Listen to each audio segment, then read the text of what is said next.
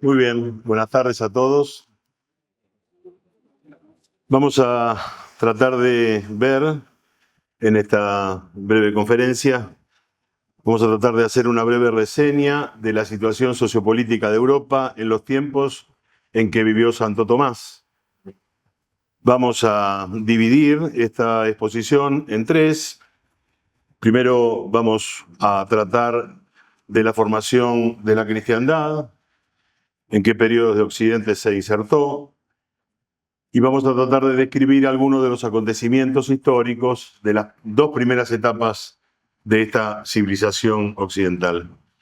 Luego nos vamos a enfocar en cómo estaba conformada esa sociedad, cómo era su organización política, para finalmente, y si tenemos un poquito de tiempo, ver un poco las relaciones entre el papado y el imperio.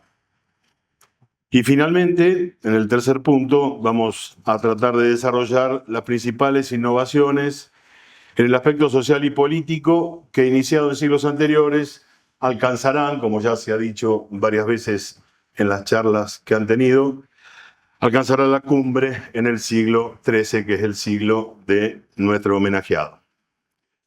Vamos a empezar entonces con la primera de las partes, la formación de la cristiandad. Pero primero vamos a tratar de definirla muy sintéticamente. Calculo que muchos ya saben de qué se trata. La cristiandad es la encarnación del cristianismo en una cultura por obra de la Iglesia. Y acá vemos tres realidades. Por un lado el cristianismo, por otro lado la Iglesia y por otro lado la cristiandad. Son tres realidades que, si bien están muy conectadas entre sí, no hay que confundirlas porque no son lo mismo. Por un lado, el cristianismo es la fe que Cristo enseñó, la Iglesia es la institución que prolonga ese mensaje sobre la tierra, es una sociedad sobrenatural, y la cristiandad, por último, es la encarnación de ese espíritu evangélico en una cultura, en un determinado tiempo y en un determinado lugar en la historia. Estamos hablando ahora de una sociedad temporal, por eso es bueno no confundir las tres. La portadora de esta gran cultura, de esta ciudad católica, como los otros autores la definen, será nuestra civilización occidental, que es una civilización que está naciendo más o menos a la par de la cristiandad.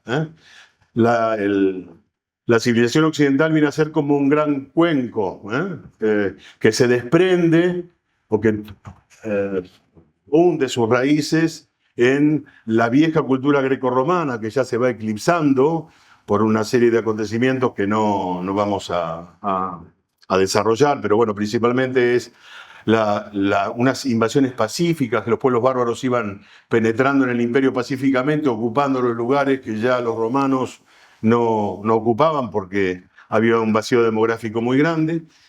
Y por otro lado, por la irrupción del cristianismo, que había comenzado por ser la fe en un pueblito lejano allá del imperio y terminó por convertirlo al imperio y informar toda la cultura. Esa civilización, como les decía, irá tomando una fisonomía propia y única y alcanzará su apogeo cultural durante los siglos XII y principalmente el XIII, que será el de su florecimiento. Para comprender mejor su historia, vamos a periodizarla en cuatro grandes períodos. En razón del tiempo y del tema que nos ocupa, nos referiremos solo a los dos primeros, que son conocidos con el absurdo nombre de Edad Media. El primer período dura aproximadamente unos 6 siglos, del siglo V al siglo X, y está asignado por un fenómeno determinante que no solo rige, sino que da fundamento al resto de los acontecimientos que ahí ocurren. Nos referimos a las invasiones de los pueblos bárbaros sobre Occidente, o como decía Hilaire Belloc, al sitio de la cristiandad. De entre todas estas destacaremos, me refiero a las invasiones, ¿no? De entre todas las invasiones que hubo, nos vamos a referir solamente a tres. La primera es la de los germanos, que va del siglo V al siglo VI, inclusive. La segunda es la islámica, que va del siglo VIII al IX. Y por último, la normanda, entre los siglos IX y X. Brevemente algo de los germanos. Son pueblos bárbaros que irrumpen violentamente en el imperio, produciendo su fragmentación, ahora sí violentamente. Lo dejan convertido en un mosaico de reinos regidos por un funcionario imperial llamado el Rex, que no significa lo mismo que hoy en día, no es un rey. El Rex era el que comandaba las tropas auxiliares y al mismo tiempo actuaba como una suerte de gobernador local. De estas invasiones, la primera respuesta que entonces la cristiandad da es esos reinos que ahí aparecen en el mapita que les coloqué, que son los reinos romanos germánicos. Queda dividido el viejo imperio romano. Apenas se está reorganizando la vida civil y cultural de Occidente cuando una nueva invasión cae sobre ellos, es la de los árabes convertidos a la fe de Mahoma. Nos referimos a las invasiones islámicas. El Islam, que como religión había nacido allá por Arabia, va a tomar gran parte de esa zona, se va a extender hacia Occidente, tomando todo el África bizantina, va a penetrar luego por la península ibérica, 8 siglos vamos a tardar en sacárnoslo de encima. Casi toda la península toman, no toda, la región de Asturias, allá en el noroeste no, cruzan los Pirineos y van a ser detenidos a duras penas por los francos en la famosa batalla de Poitiers. Estamos más o menos para ubicarnos en el año 732, la batalla de Poitiers. La reacción ahora de la cristiandad a esta nueva invasión es un intento de reunificar lo que había sido el viejo imperio romano. Si las germanas se habían dividido, ahora lo que la cristiandad va a tratar de hacer es unificar, tratando de establecer un nuevo imperio. Va a ser un poco más reducido, pero sí se va a poder hacer. ¿Quiénes lo van a hacer? El pueblo franco, y van a fundar el primer imperio premedieval a comienzos del siglo IX, cuando el Papa corona el día de Navidad del año 800 a Carlomagno, a Carlos el Grande. Por de ahí toma su nombre, del Imperio Carolingio. Por último, pocos siglos después, nos estamos refiriendo ya al siglo IX y X, va a sobrevenir una tercera oleada invasora, que es la de los normandos. También hay otra importante, que son de los pueblos allá por la zona más coloradita, que van a venir arrastrados, van a venir del este, son los pueblos magiares, los húngaros, de donde vienen los ogros, de los cuentos infantiles, de ahí viene su nombre. Pero la de los normandos es bastante importante. ¿Por qué? Porque desde el norte, desde la Europa nórdica, desde el Mar del Norte, ahí donde está el círculo, van a asolar las costas precisamente del Mar del Norte, asolando las poblaciones costeras, y como utilizaban unas embarcaciones muy ágiles, las drakkar, que están allá, esas velas rectangulares y con unos 50 remeros, eran muy ágiles, entonces penetraban incluso por los ríos, asolando las ciudades y incendiando y saqueando todo a voluntad. ¿Cuál fue la consecuencia? La consecuencia de esta invasión fue el despoblamiento de las antiguas ciudades. Sus habitantes van a pedir en vano la intervención de los monarcas, pero como no la consiguen, van a emigrar hacia los castillos y aldeas, en las afueras de las ciudades, buscando la protección de los señores locales. Incluso hay un edicto, el edicto de Mersenne, que es donde los monarcas van a permitir que esto suceda porque ellos no podían garantizar la seguridad. Por eso, la respuesta, en este caso, de la cristiandad no va a ser unitiva como la del Imperio Carolingio, sino que va a ser distinta. Cada territorio debe organizar, cada uno debe organizar la defensa local. Cada señor se encarga de rechazar a los invasores, para lo cual pacta con los campesinos, dándoles defensa a cambio de alimentos. Nace así el feudalismo, al que nos vamos a referir en la segunda parte. El segundo período de la historia de Occidente va del siglo IX al siglo XIII. Es decir, el primer periodo es ese sitio de la cristiandad, esa Dark Age, que decían la etapa oscura de Occidente. Ahora viene una etapa que va a llegar a su esplendor. Luego del Tratado de Verdún, ese imperio carolingio que tienen en el mapa celeste azul, bueno, no les voy a contar cómo todo lo que pasó, pero finalmente se divide, dando origen a una nueva configuración del mapa europeo y dando también comienzo a una nueva época.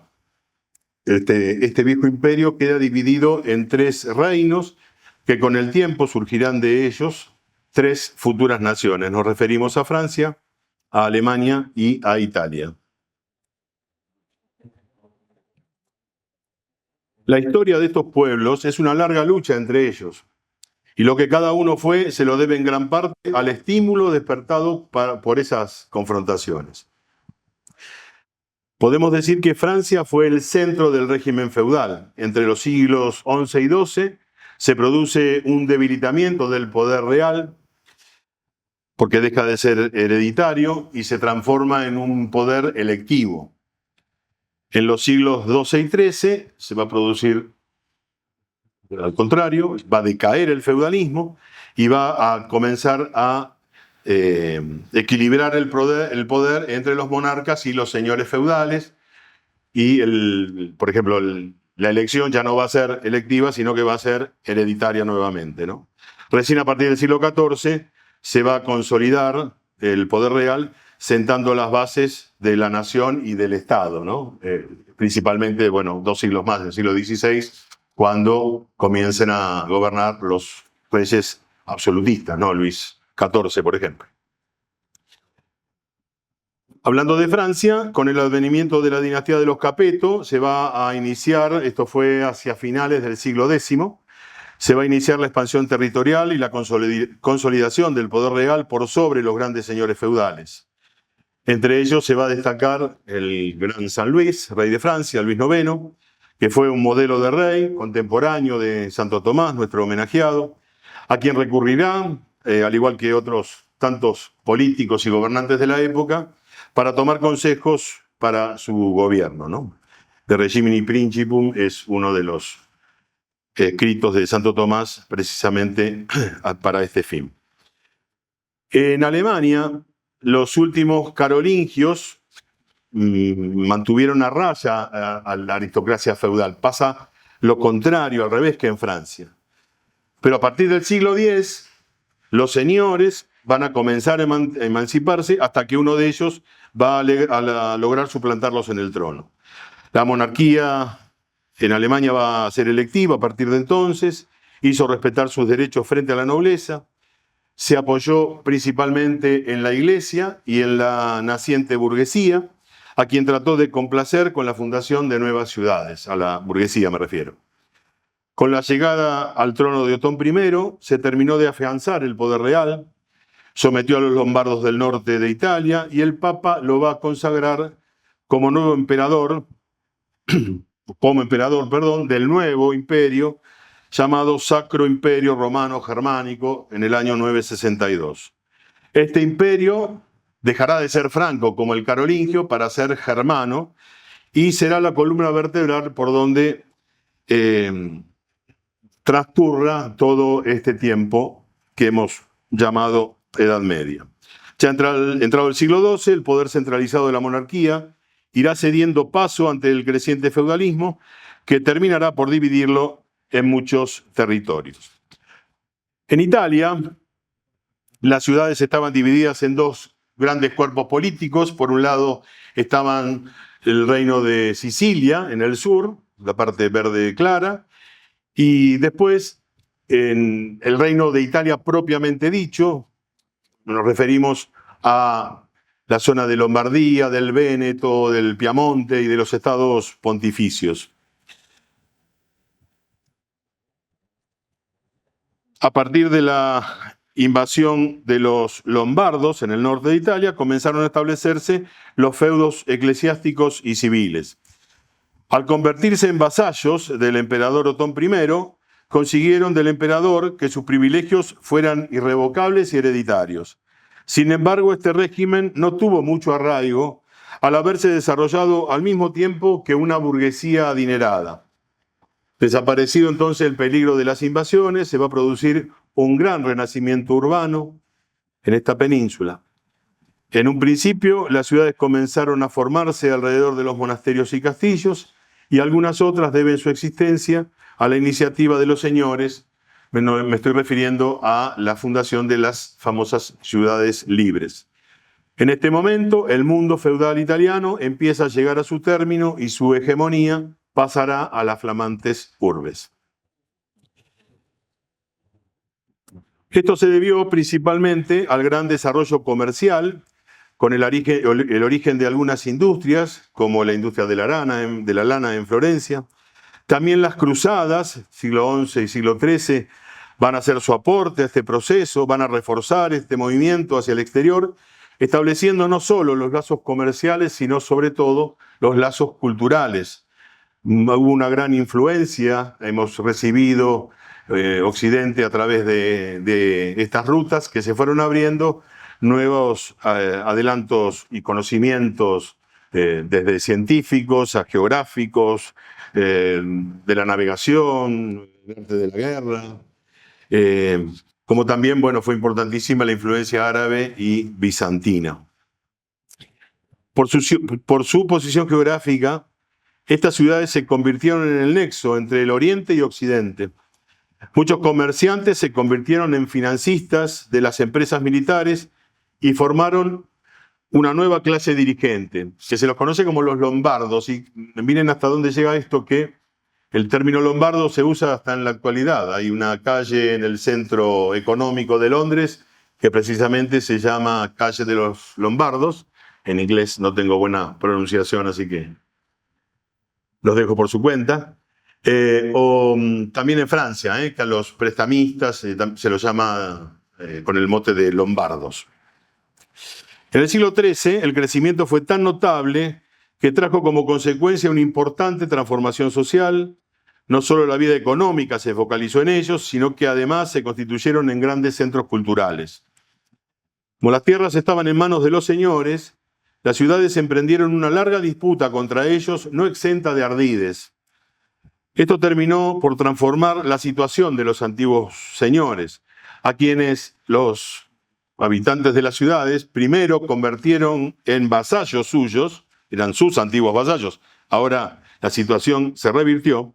Los señores pasan a ser sus vasallos comunales porque le obligan a fijar residencia en la ciudad, y luego se transforman los señores en los jefes militares de las huestes de la ciudad. Eran piolas los italianos. Por otra parte, la excesiva división provocó numerosas disputas que desgarraron recíprocamente a las comunas. Algunas de ellas llegaron a pedir auxilio al extranjero para confiarle la dirección de la ciudad. Es el caso de los podestá. Podestá era un personaje, una suerte de dictador, como los hubo en la antigua Roma, ¿no? El dictador era un magistrado romano que intervenía cuando la situación política de Roma estaba conmocionada o por ataques externos o por conmociones internas, aparecía esta figura. Bueno, el podestá más o menos es lo mismo, tiene la misma duración en el cargo, puede estar hasta un año, entre 6 meses y un año para reordenar la ciudad. Pero el caso de los podestás que lo colocan los extranjeros. Muy bien. El crecimiento de las ciudades, para finalizar, hacia las zonas colindantes, originaron las pequeñas repúblicas comunales que lentamente fueron desplazando al casi desaparecido poder central. Más o menos pasó como nos pasó a nosotros, que de la fundación de nuestras ciudades argentinas, hoy argentinas, se van a formar nuestras provincias de la expansión de cada una de estas ciudades importantes, ¿no? Algo parecido sucedió en Italia. Mediante los fueros o cartas fueron adquiriendo mayores derechos que terminaron reconociendo sus libertades. Para defenderse y apoyarse mutuamente, se agruparon en ligas o hermandades.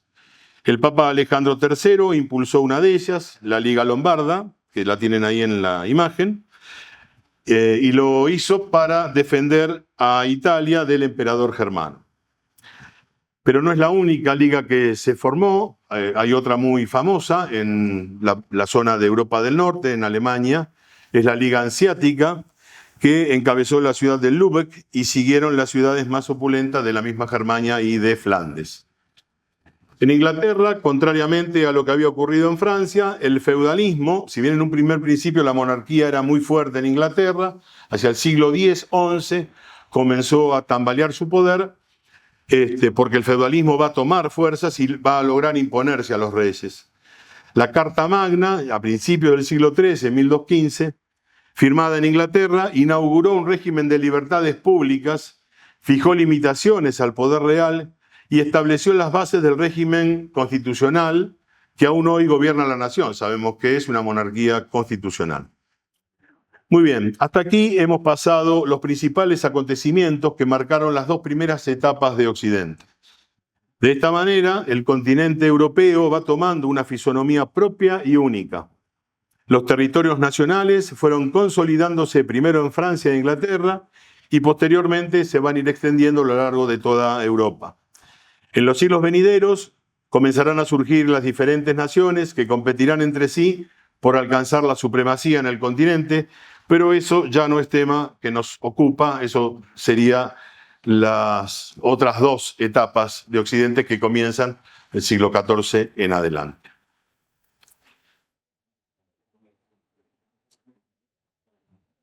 Muy bien, veamos ahora un poco la situación sociopolítica.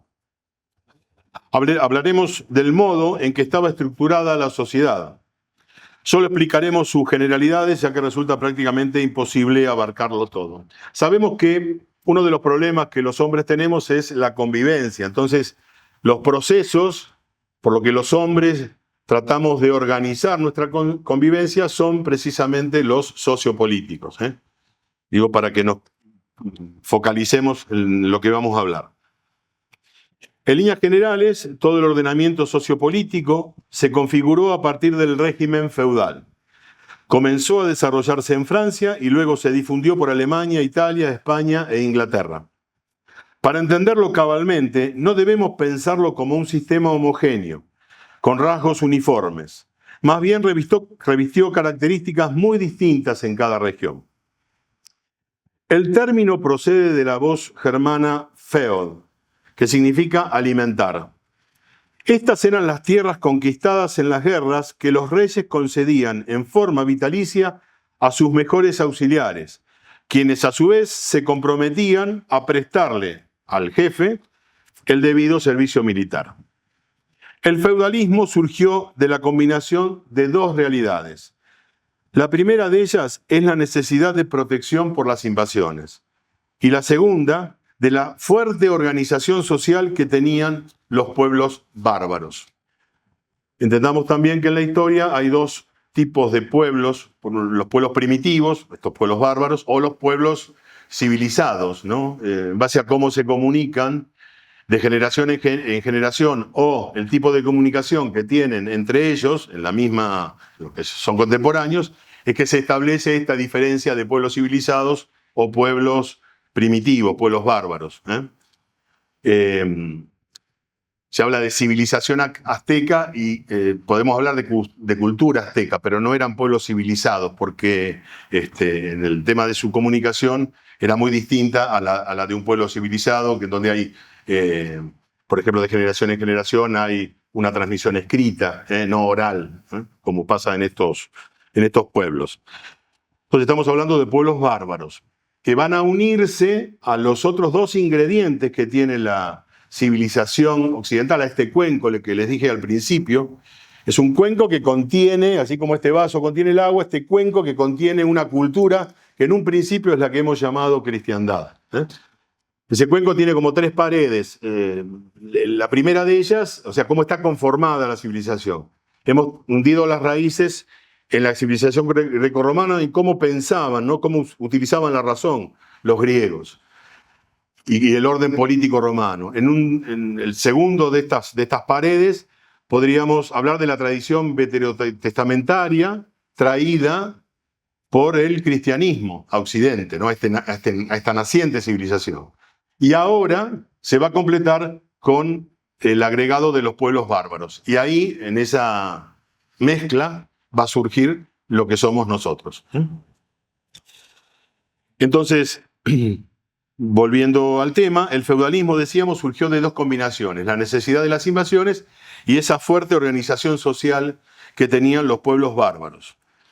El fundamento de esta organización, esto es clave para entender el feudalismo, lo constituye el derecho de asociación que tenían estos pueblos, porque era muy diferente, algo impensado en el mundo romano, que era una relación mucho más vertical. Acá había un derecho de asociación, y por otro lado, los lazos de fidelidad de sus compromisos que tenían estos hombres, que los basaban en el honor y en la confianza.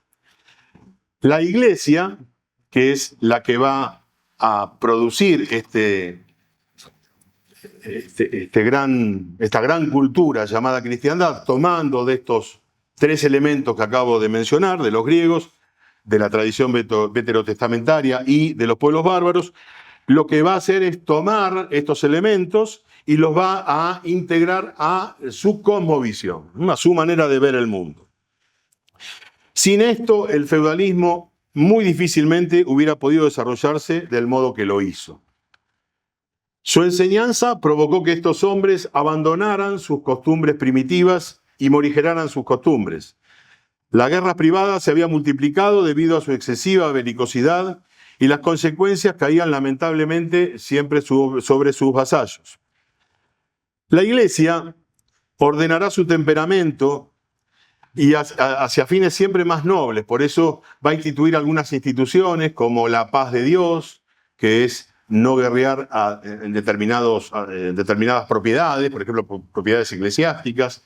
Más adelante, al otro siglo, creo que el XI, la llamada tregua de Dios, que tomando los tiempos litúrgicos, en determinados momentos del año no estaba permitido guerrear. Entonces, fue suavizando estas costumbres que alcanzarán la cumbre con la nueva institución, que es la aparición de la caballería, que resultará trascendente al establecer nuevos paradigmas de conducta de índoles muchísimo más espirituales.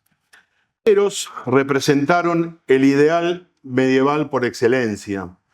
Se decía entonces que es caballero cabal quien reúne estas dos cualidades: valor físico y bondad del alma.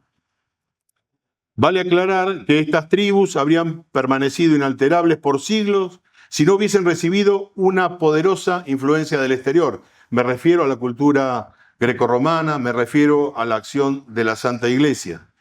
No existe una ley del progreso indefinido, como proponen los hombres del iluminismo, que haya podido obligar a estos bárbaros a instaurar por sí mismos una civilización.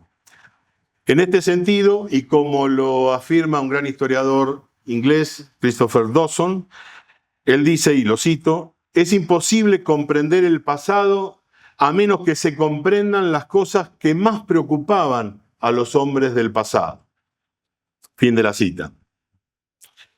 Como en la actualidad nosotros estamos tan separados de ese pasado europeo por una barrera espiritual tan grande, la tarea suele resultarnos bastante trabajosa. Por ejemplo, en esa época, en el feudalismo, la sociedad estaba estructurada sobre el vínculo de la fidelidad y no sobre una base económica como es hoy en día. Por eso nos cuesta mucho entenderlo, ¿no? Pero tenemos que tratar de hacer ese esfuerzo.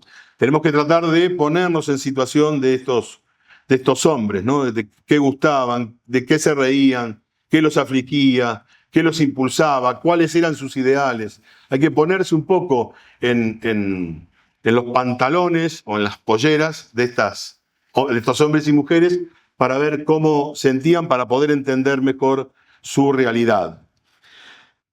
Una gran medievalista francesa, me refiero a Regine Pernoud, señalaba que el feudalismo, y la cito, es la única sociedad en el mundo en que las relaciones entre un hombre y otro se hayan basado en la fidelidad recíproca y en la obligación que tiene el Señor de proteger a las gentes de condición inferior que habitan su propiedad.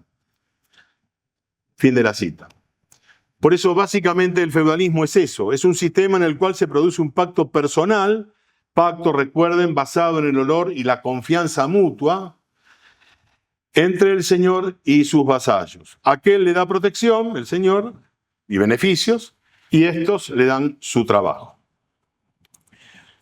Existía entre ellos un triple ceremonial, que lo cuento rápidamente. Por un lado estaba el homenaje, donde el futuro vasallo se ponía de rodillas, ponía sus manos entre las manos del señor y declaraba su voluntad de convertirse en su hombre y le entregaba sus bienes.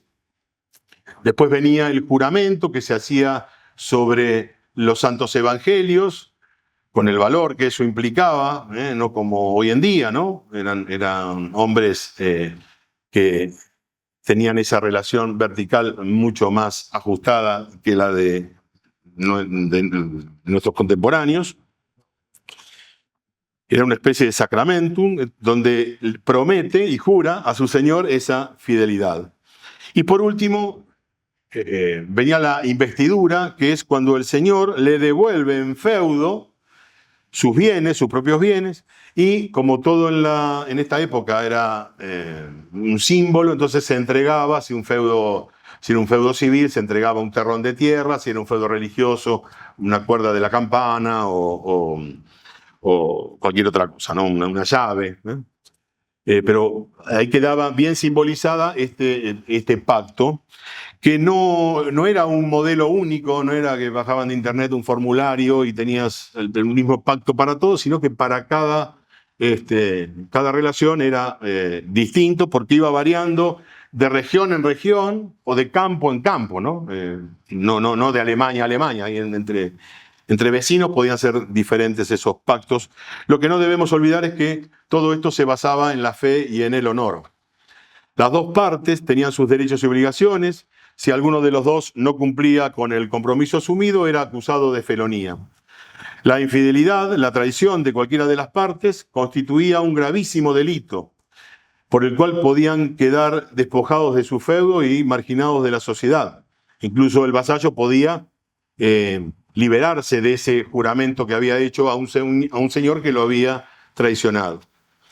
Por eso, sin esta idea, resulta imposible entender el entramado sociopolítico de estos siglos.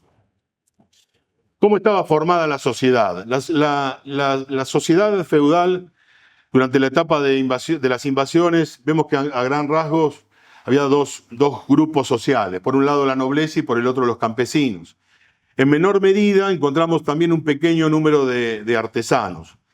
Ahora, todos los tres grupos, forman parte en una escala de jerarquía feudal, es decir, viene a ser como una suerte de organismo vivo, ¿no? Con una cabeza, con un corazón y con diversos miembros. Pero todos se reconocían parte de un todo, de un cuerpo.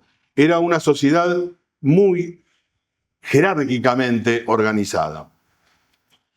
La nobleza estaba estructurada del siguiente modo. En la base de la pirámide estaban los señores de menor rango, que eran los caballeros.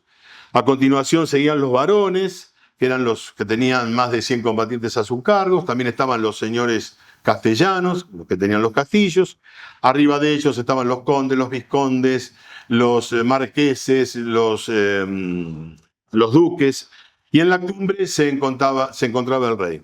A partir de la época de Carlomagno, los reyes que formaban parte de un imperio acataban al emperador por una genialidad de Carlomagno de hacer el doble juramento. Por un lado, juraban al señor local y por otro lado, se juramentaban ante el emperador.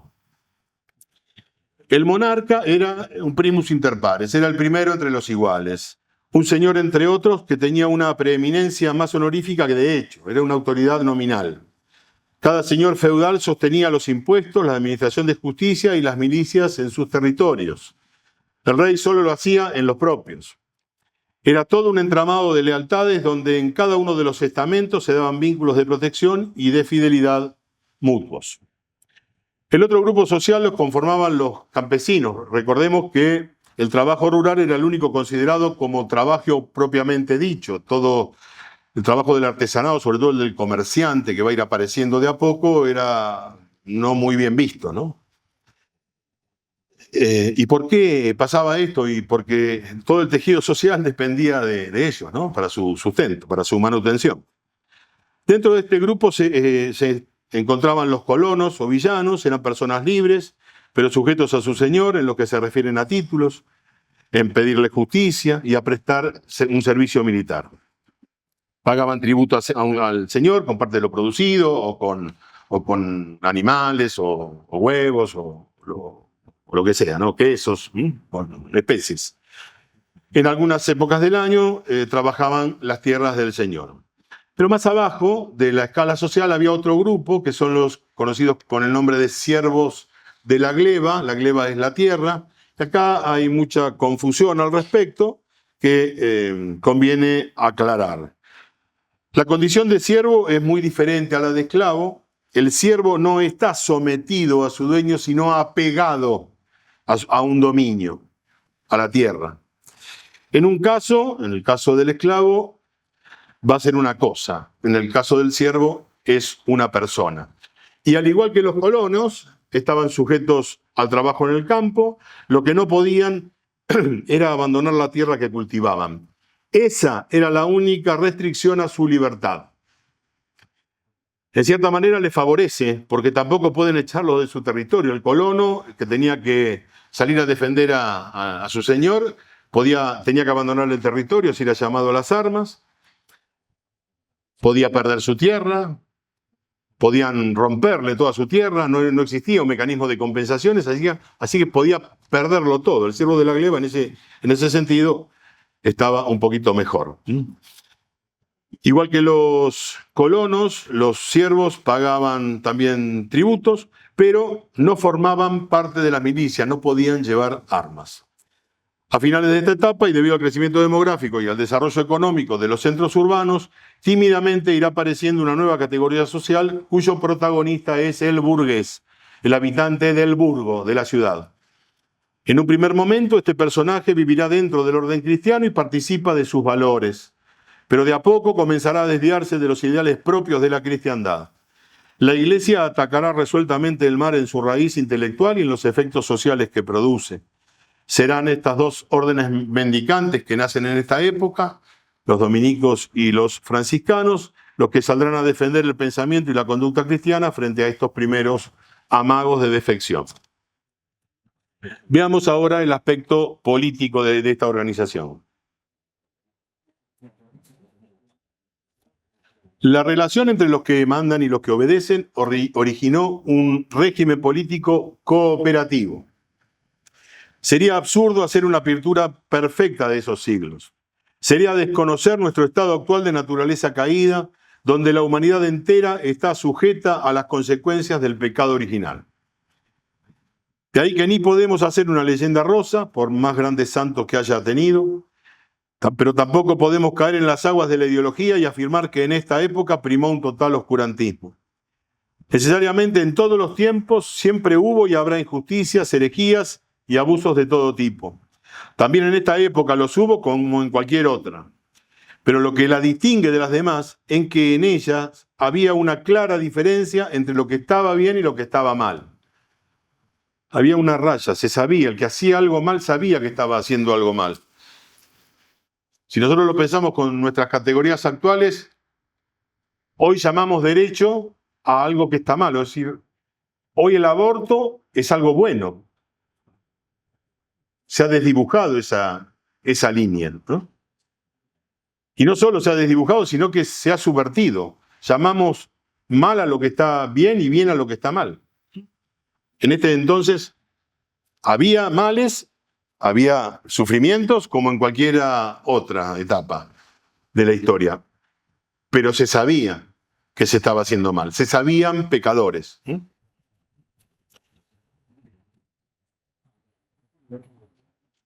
Como decía el historiador Christopher Dawson que cité antes, y lo vuelvo a citar, y esto ocurría no porque los hombres fueran más humanos, morales y justos que los de la actualidad, sino porque tenían poca fe en sí mismos y en las posibilidades del esfuerzo humano. Esto decía Dawson. Es decir, no eran naturalistas, se reconocían dependientes, ponían su confianza en algo más que en la civilización, en algo fuera de la historia. La fe en Dios fue la inspiración espiritual de esta época. Tenían muy claro las palabras del Salmo: si Yahvé no edifica la casa, en vano trabajan los que la construyen. Si Yahvé no guarda la ciudad, el centinela se desvela en vano. Resulta de gran valor poder penetrar en una realidad política completamente distinta de la que conocemos. Un mundo diferente al nuestro, pero no menos real. Por estas razones es que en esta edad podemos afirmar, como lo hizo San Juan Pablo Magno, cuando fueron los 500 años de la evangelización de América, ya por el año 1992, en una carta a unas religiosas, él habla que por lo que se ve en América, por lo que queda de la cultura en América, hubo más luces que sombras. Entonces podemos parafrasear a San Juan Pablo II diciendo lo mismo de esta época. Miremos ahora sí cómo se organizaban políticamente. No existía entre los señores y los súbditos una relación vertical de absoluta rigidez, como sucede en algunas sociedades orientales, por ejemplo, en la India, ¿no? Estas castas en donde no hay posibilidad de conexión entre unas y otras. Como ya hemos dicho, lo que sí había era una estructuración jerárquica de la sociedad. No era una sociedad igualitaria al modo moderno. Cada uno tenía su puesto, sabía lo que tenía que hacer para el bien de todo el organismo social. El sacerdote es el que reza y el que enseña. El estamento sacerdotal ejerce una influencia espiritual sobre los demás estamentos.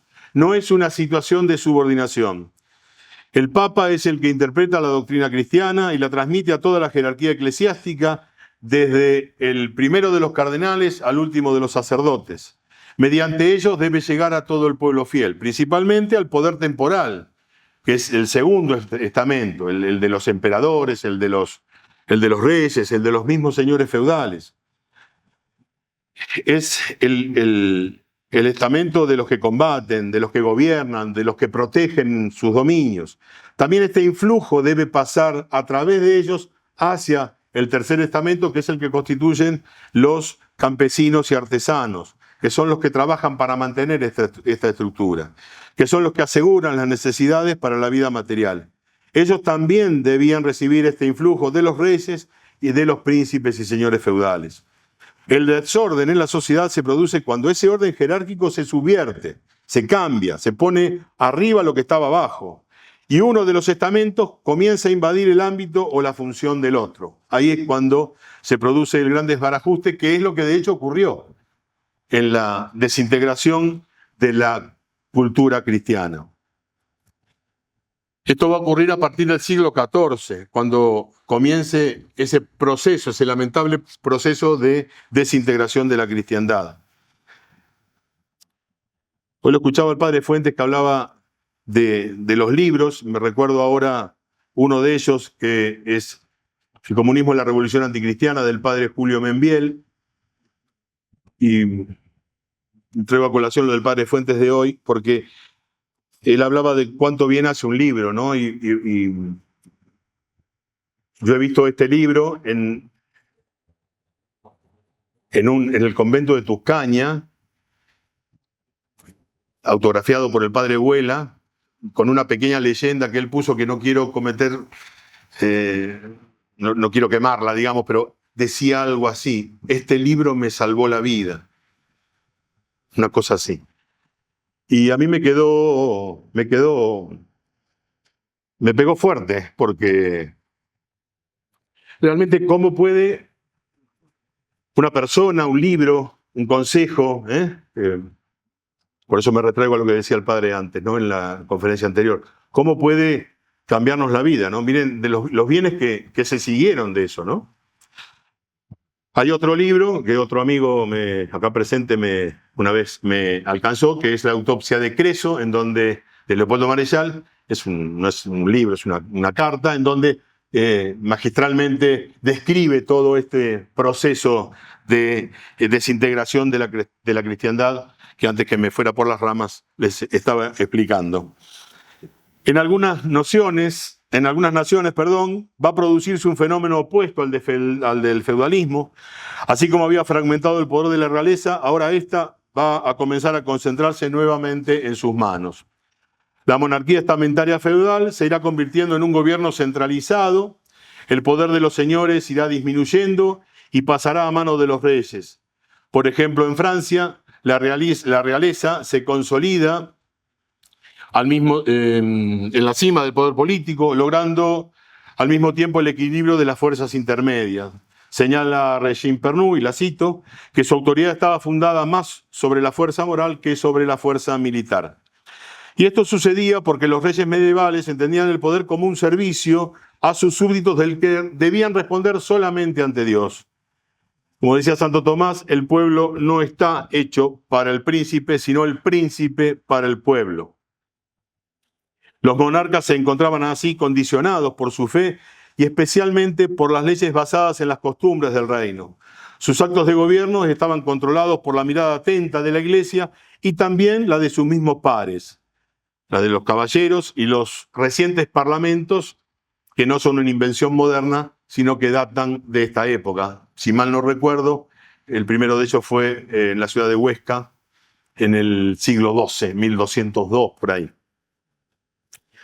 Resulta significativo notar el origen feudal de la monarquía, como lo afirma Calderón Bouchet, donde dice él: la Edad Media no tuvo idea de un Estado sin personificación responsable. La nación se llamó reino y su encarnación era el monarca. El hombre medieval tenía su patria en el terruño, pero podía reconocerse como súbdito o vasallo de un rey. Muy bien. Vamos. Por último, diremos algo brevemente sobre las relaciones entre el papado y el imperio. Durante la época romana, los emperadores se habían convertido en una expresión de la divinidad. El cristianismo no podía aceptar el carácter divino del emperador, lo que sí podía era vincularlo con su misión evangelizadora. La Iglesia siempre vio con buenos ojos el orden impuesto por las autoridades romanas. Lo encontraba materialmente favorable a su misión espiritual. Se benefició con sus vías de comunicación, con la unidad de la lengua, con el respeto a la ley. Pero la Iglesia siempre tuvo muy en claro que en la cúspide del poder estaba Cristo e inmediatamente bajo él su vicario, el Papa. Esto claramente señala el sentido trascendente de su misión. Pero surge la pregunta acerca de cuál era la autoridad capaz de imponer un orden social que resulte favorable a los fines de la vida cristiana. ¿Qué autoridad podía imponer ese orden? Santo Tomás nos dará luz sobre este asunto. Él nos dice que imperar es propio de la razón. Pero la razón, gracias a la voluntad, puede hacerlo de dos formas: de un modo absoluto o de un modo relativo. Un modo absoluto sería intimando, ¿no? Diciendo, hace esto. Un modo relativo sería persuadiendo. Convendría que hicieras esto, te sugiero que hagas esto. Como yo le digo a mis alumnos. Digo de primer modo. ¿Y a qué fuerza social, siguiendo con el tema, le compete el mando? ¿A qué fuerza social le compete el imperio en una sociedad? A la Iglesia le compete un imperio a modo relativo, a modo de persuasión, porque es un poder espiritual. Es maestra de vida interior, enseña e ilumina la inteligencia conforme a las verdades reveladas por Dios y que ella transmite. En un plano personal no puede sustituir el último juicio providencial de cada una de nuestras conciencias. Así, también en el plano familiar no puede hacer lo propio con la prudencia de un padre que es quien impera y la ejecuta. Puede aconsejar, puede persuadir, puede indicar, pero el juicio prudencial lo tiene que poner o uno propio con su conciencia o el padre en la familia. Del mismo modo va a suceder en el orden político. El imperio es quien posee la inteligencia política, porque es un poder temporal. Tiene los medios para imponer el orden en la cristiandad. No se opone, sino que colabora con la misión de la Iglesia. De ahí que la Iglesia haya asimilado esta realidad y lo haya incorporado a la tarea salvadora, confiriéndole el título de imperator, ¿no? De emperador. Y esto fue así desde que el imperio se hizo cristiano, allá a finales del siglo IV con Teodosio el Grande, hasta la época de Carlomagno. Por eso, luego de las invasiones que hemos visto, ambas potestades pudieron construir juntos una sociedad mucho mejor. Con la aparición del feudalismo, las cosas se complicaron porque tanto obispos como abades se encontraron dentro de ese orden. Al ser señores que dependen de otros señores, las cosas comenzaron a confundirse. Había feudos civiles y feudos eclesiásticos, al mando de un obispo, por ejemplo. Entonces, los señores que dependen de otros señores, les decía, comenzaron a confundir las cosas. Por ejemplo, el tema de esta doble investidura, ¿no? Que tenían. Una investidura espiritual que tenía que hacer el Papa y una investidura temporal que debía hacer el Señor. Los primeros problemas que surgen entre ambas potestades es respecto a la elección de las autoridades eclesiásticas.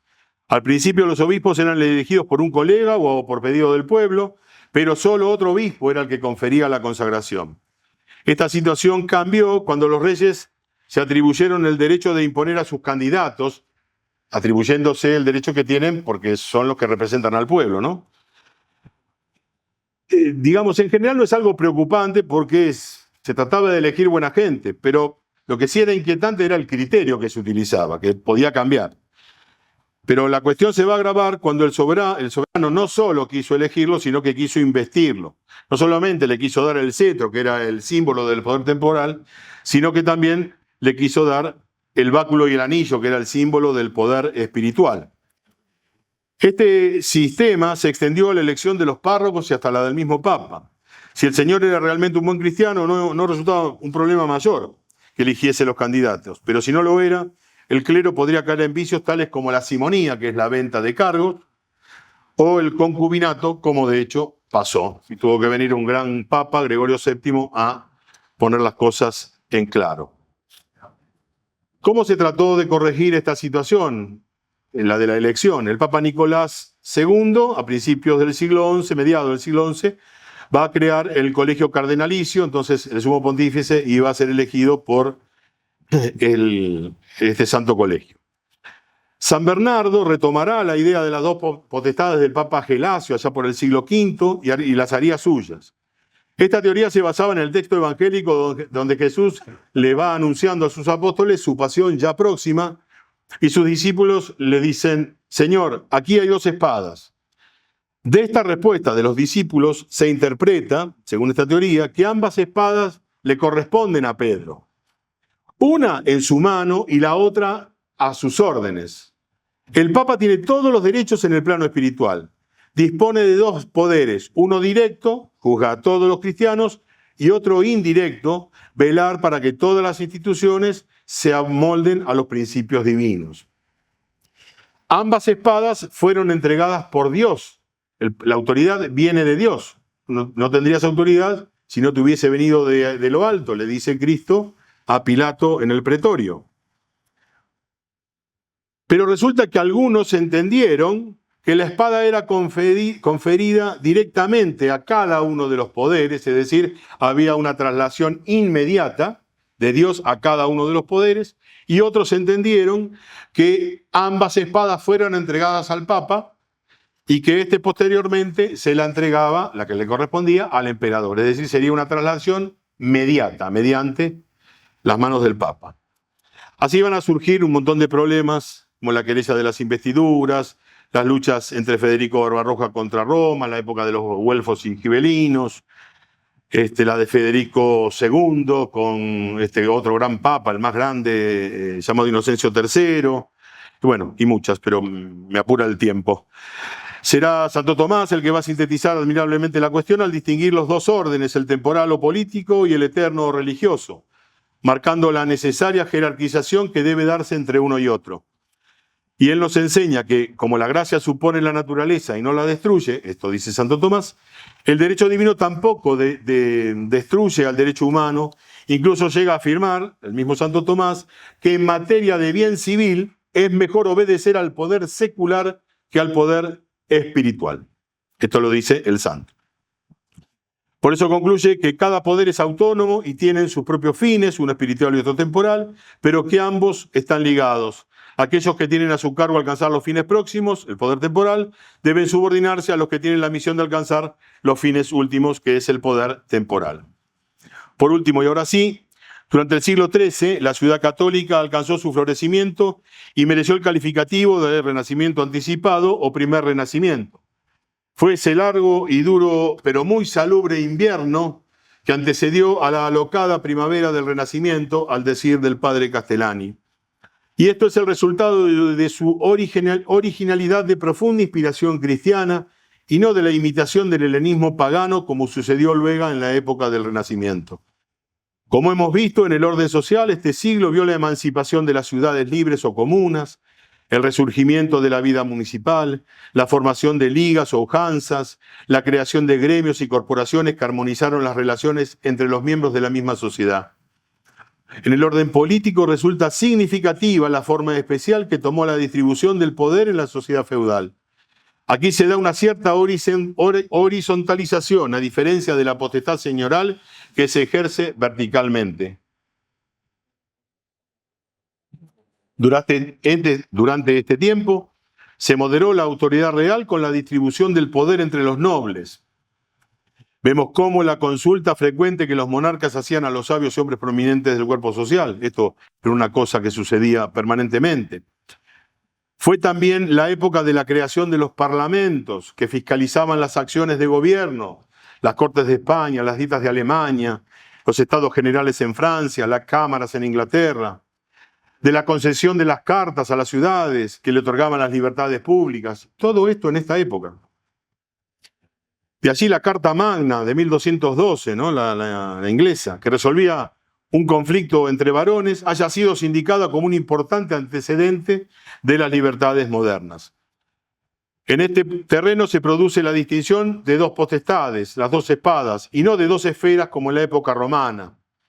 Es una clara división del poder entre dos instancias que se vigilan mutuamente y no pierden ocasión para cortar abusos, clericales o políticos. El feudalismo había establecido las bases para garantizar las libertades del régimen político y esto sirvió como base para la formación de las naciones occidentales con sus característicos sistemas de libertades. Todo esto implica que no se trata de una ruptura entre la cristiandad y la modernidad, sino más bien de una evolución en materia política. Si bien hay una ruptura y una continuidad, explicar, en materia política podemos hablar de una cierta evolución. Así como el cristianismo apareció en el siglo I, pero la cristiandad se comienza a construir 4 siglos después, en el siglo V, y en los siglos XI y XII aparece, hay ciertas actitudes en estos 3 últimos siglos que hemos hablado que prefiguran el modo de ver el mundo y que darán paso a la modernidad a partir del siglo XIV. Con el desarrollo de los centros urbanos se accedió a nuevas condiciones materiales y culturales, en cuyo seno, como ya habrán visto, nacerán las universidades. Las ciudades constituyeron un modo más abierto que los monasterios, estimulando nuevas curiosidades que llevaron a una nueva división del trabajo. El aire de la ciudad nos hace libres, decían los alemanes. Se produce también una desacralización de la naturaleza, los hombres adoptarán una actitud más desafiante y dominadora frente a ella. Durante esta época se dan todos los fenómenos que conducirán a la aparición de la ciencia, que es una creación de nuestra civilización occidental, porque es un mundo creado por Dios que está ahí, que lo ha dotado de su propia racionalidad y que está al alcance nuestra para descifrarlo y que nos impulsa a dominarla, que eso es algo que sacamos de ese espíritu fáustico de los pueblos bárbaros, ese dinamismo de los germanos. Como hemos visto, la ciudad cristiana fue una realidad que puso sus bienes al alcance de todos, especialmente los bienes espirituales. Y si bien hubo una época oscura, para nosotros debe resultarnos una época no mucho más oscura que un amanecer. Estos tiempos son los que vieron la conversión de Occidente y la fundación de la civilización cristiana, de la cual formamos parte. Intentemos que todo esto no sea disminuido al compararlo con nuestro tiempo. Sepamos que el mejor periodo histórico puede presentar ventajas que falta en otro periodo. Si viviéramos en esa época, seguramente nos faltarían muchas de las cosas que hoy necesitamos. Pero recuerden esto, que una parte importante de la sabiduría es notar la diferencia en calidad entre lo que se perdió y lo que se ganó. Y como decía el gran Hilaire Belloc, en esa época no había patatas, pero tampoco había suicidios. La cristiandad ha desaparecido, pero es una vocación permanente de la Iglesia. Es un gran ideal. Dios no permita que renunciemos a él. Gracias.